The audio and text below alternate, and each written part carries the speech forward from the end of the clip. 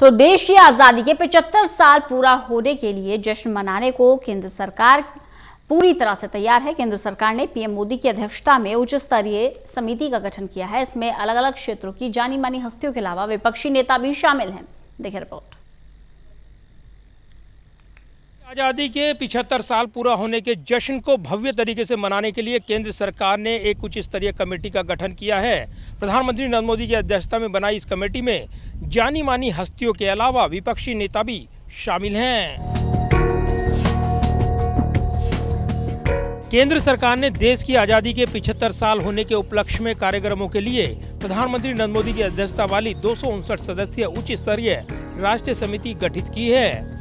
इस कमेटी के सदस्यों में पूर्व राष्ट्रपति प्रतिभा पाटिल, सभी मुख्यमंत्री, तकरीबन सभी केंद्रीय मंत्री, इसके अलावा जानी मानी हस्तियां शामिल हैं। इनमें लता मंगेशकर, नोबेल पुरस्कार विजेता अमर्त्य सेन, बीजेपी के वरिष्ठ नेता लाल कृष्ण आडवाणी और कई राज्यपाल शामिल हैं। इसके अलावा कांग्रेस अध्यक्ष सोनिया गांधी, सीपीएम नेता सीताराम येचुरी, एनसीपी नेता शरद पवार, तृणमूल कांग्रेस प्रमुख ममता बनर्जी, उत्तर प्रदेश के पूर्व मुख्यमंत्री मुलायम सिंह यादव के अलावा बीएसपी प्रमुख और उत्तर प्रदेश की पूर्व मुख्यमंत्री मायावती को भी इस समिति में शामिल किया गया है।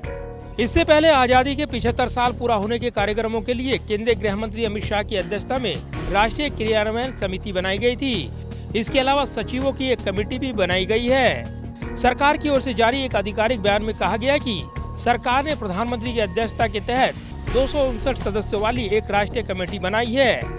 इसके लिए आज एक गजट अधिसूचना प्रकाशित की जा रही है। समिति में अलग अलग क्षेत्रों की हस्तियां और विशिष्ट नागरिक भी शामिल हैं। केंद्रीय संस्कृति मंत्रालय के एक बयान में कहा गया है कि ये समिति भारत की आजादी के 75 साल पूरा होने के उपलक्ष्य में कार्यक्रमों की रूपरेखा के लिए नीति निर्देशन और मार्गदर्शन का काम करेगी।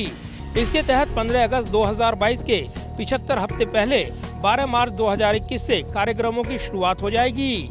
इसी दिन महात्मा गांधी के ऐतिहासिक नमक सत्याग्रह की 91वीं सालगिरह भी है। इस बयान के मुताबिक समारोह की तैयारी संबंधी गतिविधियों के संबंध में प्रक्रिया पर चर्चा करने के लिए उच्च स्तरीय समिति 8 मार्च को पहली बैठक करेगी।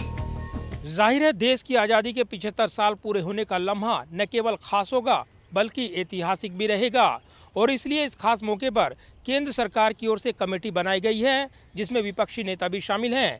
यानी पूरा देश एकजुट होकर देश की आज़ादी के 75 साल का जश्न धूमधाम से मनाएगा। कैमरामैन सुरबीर सिंह के साथ प्रदीप कुमार, टोटल न्यूज़, दिल्ली।